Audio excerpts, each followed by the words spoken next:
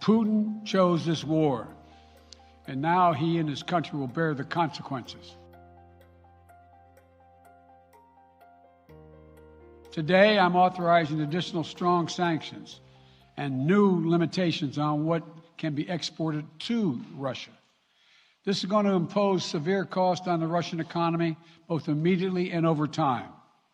We have purposely designed these sanctions to maximize the long-term impact on Russia and to minimize the impact on the United States and our allies. Our forces are not and will not be engaged in the conflict with Russia in Ukraine. I just spoke with the G7 leaders this morning, and we're in full and total agreement.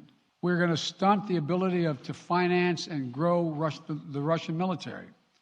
We're going to impose major, and we're going to impair their ability to compete in high-tech 21st century economy. In today's actions, we've now sanctioned Russian banks that together hold around $1 trillion in assets. We've cut off Russia's largest bank, a bank that holds more than 1/3 of Russia's banking assets by itself, cut it off from the U.S. financial system. And today, we're also blocking 4 more major banks.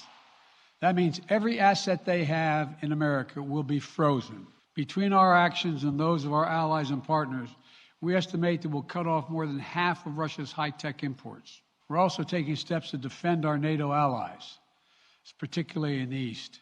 Tomorrow, NATO will convene a summit. We'll be there to bring together the leaders of 30 allied nations and close partners to affirm our solidarity and to map out the next steps we will take to further strengthen all aspects of our NATO alliance. Let me say it again.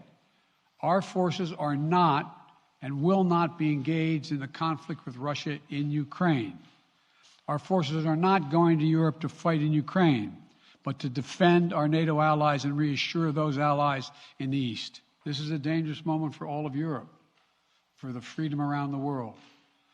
Putin has committed an assault on the very principles that uphold the global peace. But now, the entire world sees clearly what Putin and his Kremlin allies are really all about. This aggression cannot go unanswered. If it did, the consequences for America would be much worse. America stands up to bullies. We stand up for freedom. This is who we are.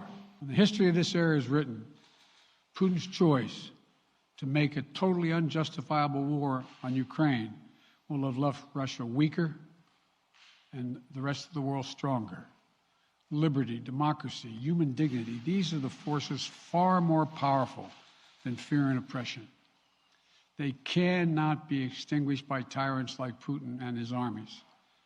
They cannot be erased from people's hearts and hopes by any amount of violence and intimidation. They endure.